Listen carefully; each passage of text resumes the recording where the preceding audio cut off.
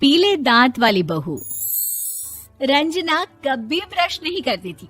उसे कितनी बार उसके माँ बाप ने डांटा, लेकिन उसका कोई असर उस पर होता ही नहीं था, जिस कारण से उसके दांत पीले पीले हो जाते हैं। शादी के बाद अरे बहू, वैसे तो तुझ में कोई कमी नहीं है, पर तेरे दांत इतने पीले कैसे हैं बेटा? कैसे मतलब? कोई सर्जरी थोड़ी ना कराइए।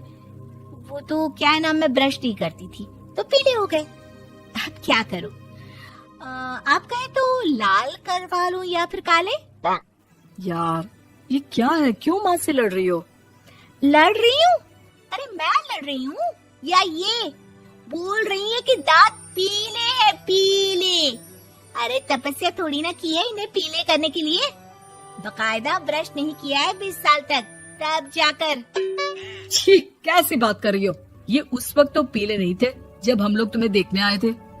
अरे तब साफ करवा लिया होगा डेंटिस्ट के पास जाकर। अब देखो कैसे पीले पीले लग रहे हैं। रंजना सास की तरफ गुस्से से देखती है। फिर शुरू हो गई पीले पीले पीले। अरे पीले तो तब भी थे जब मेरे हाथ का रसगुल्ला उड़ा उड़ा कर खा रही थी और बोल रही थी, लड़की नहीं गुणों का खजाना दे रहे भाई साहब आप। खैर, अब वो लोग करते भी तो क्या करते, पीले दांत वाली बहू पल्ले पड़ी थी तो झेलना तो था ही। एक दिन कीर्तन में रंजना गाना गा रही थी। अरे कमला बहन, माँ का द्वार है, यहाँ तो सब शुद्ध होकर आते हैं, फिर अपनी बहू को ब्रश भी नहीं करवाती तुम। दूर से पीले पीले दांत भक्ति में बाधा उत्पन्न कर रहे हैं। अरे कोई 2 साल की बच्ची थोड़ी ना लेकर आई हूँ मैं बहू बनाकर। अच्छी खासी लड़की है, अरे कैसे करवाऊं ब्रश? ये तो उसे खुद करना चाहिए ना।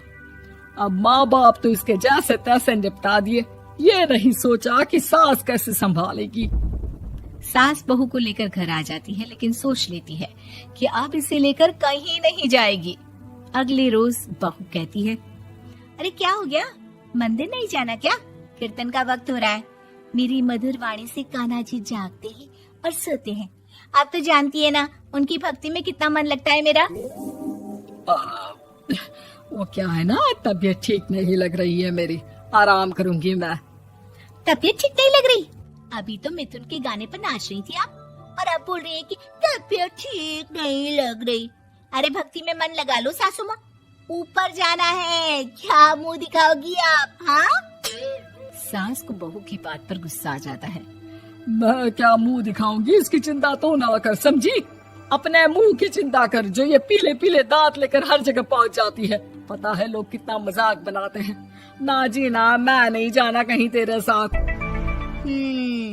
तो ये बात है, कोई ना, मत जाओ, मैं अपने कमरे में ही बैठकर भक्ति कर लूंगी। ऊपर वाला दांत थोड़ी ना देखता है, मन देखता है, भावना देखता है। और अरे बस बस, तू सब कुछ दिखा, बस ये सफेद चमकदार दांत ना दिखाना किसी को, है? जा यहाँ से। बहू को सास की बात का कोई फर्क नहीं पड़ता, वो तो जैसी थी वैसी ही रह जाती है। सुबह नहाकर किचन में खाना बनाना, फिर खाना खाना, कीर्तन भजन करना और सो जाना। एक दिन, माँ जी मैं सहेली के घर जा रही हूँ, शाम को लेट आऊंगी। हाँ हाँ तो जाना, मैंने कौन सा तेरी आरती करनी है घर पर बैठकर। रंजना सहेली के घर जाती है, जहाँ वो पार्टी में जाने की तैयारी कर रही होती है। अरे शिखा, कहाँ जाने की तैयारी कर रही है? मैं गलत वक्त पर आ गई क्या? अरे नहीं यार, उल्टा सही वक्त पर आई है। मैंने ये साड़ी और ज्वेलरी निकाली है यार, शाम को इनके ऑफिस की एक पार्टी में जाना है। बताना कैसा लग रहा है ये सब? नहीं यार, इस ड्रेस के साथ तो वो वाली ज्वेलरी अच्छी लगेगी। हाँ हाँ सही बोल रही है, मैंने ध्यान ही नहीं दिया। वैसे तो हमेशा से मस्त फैशन सेंस रखती है। तो बड़ा जाती होगी ना पति के साथ पार्टी में। रंजना कुछ नहीं बोलती, बस सोचती है कि यार काश ये बात सही हो जाती, पर मैं क्यों नहीं जाती पार्टी में? क्या इन लोगों की कोई पार्टी होती नहीं होगी? रंजना घर आती है और रात में पति से सवाल करती है, एक बात बताइए, आप मुझे किसी पार्टी में क्यों नहीं ले जाते? क्या आपके यहाँ ऑफिस में पार्टी नहीं होती?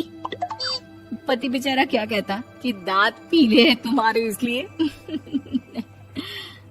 अरे कोई पार्टी होती नहीं हम लोगों के ऑफिस में, तो कहाँ से लेकर जाऊं?